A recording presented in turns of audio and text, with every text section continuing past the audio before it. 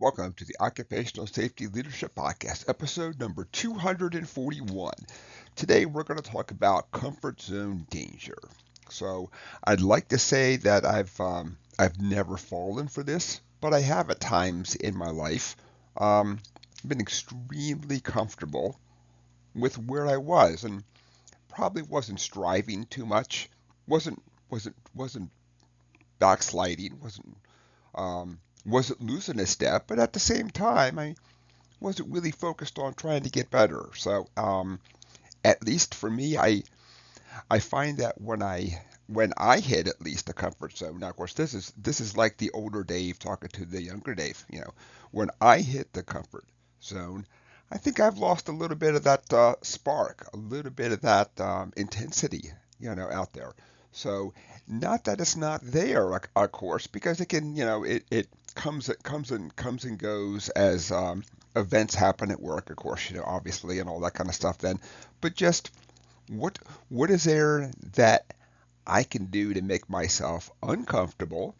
And of course, most of the time, growth happens from being uncomfortable. So for me, I just can't think of a time that I grew personally, professionally, in any aspect of my life, and it was like super awesome and comfortable and zero stress and just um, so I think older Dave talking to younger Dave would say, do everything you can to not be in the comfort zone.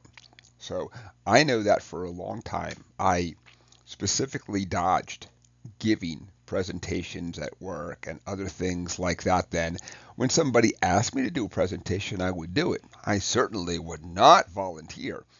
Now that I'm older and I realize that that's literally how that you get good at giving a presentation is to give a presentation.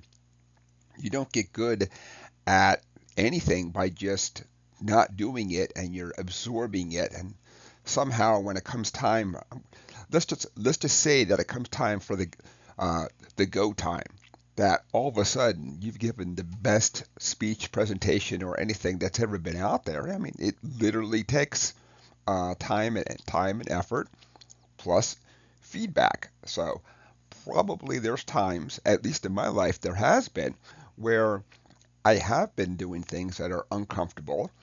And it took some feedback from others and saying, maybe you should focus on the following, or I've seen you struggle with this. Here's a couple tips or tricks or things. And that's really helped me to progress, move forward then, personally, professionally, all that kind of good stuff then. So, um, and I know it's hard because we all kind of come from a different level of what we feel is comfort, of course, too. So I'm at the age that most of the people I know are in their 60s, so they're basically in their mind maybe not even comfortable, but more of hanging on, just kind of waiting for that retirement date to come around. And that's okay for them, but for me, I just kind of get back down to when I fall into that comfort zone, I'm just not getting better. I'm just not expanding my knowledge. I'm just not striving to be a better safety professional because I got into safety to help people. I really wish I could say I got into safety to work hard and make a lot of money and retire at age 40, but it's more of a noble profession as opposed to a profession that really pays a lot of money. So that's it for today's episode. This is just kind of more of, and this is just something for people to think of themselves is we all have to understand when we're in our comfort zone. And if you're comfortable in your comfort zone, if you don't want to strive to get better, that's actually okay too. I just know for me personally, it's like I almost have to have a goal. I can't now that that spring's here and most of the snow and the ice is gone and everything, I think about going out for a run again. So now I kind of tailor my activities from doing like a lot of hiking to a lot of running that I have a hard time I'm just going to go out and run. for me, I have to have a goal. Like today, I will do, or my goal is I will do a 5K by June. I will do a 10K by July. I will. Yeah, I have to have something for me, and that's for me. I'm not saying that works for you, but for me, something I'm striving for.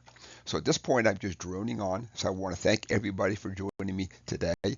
My name is Dr. David Ayers. Thank you, and have a safe day.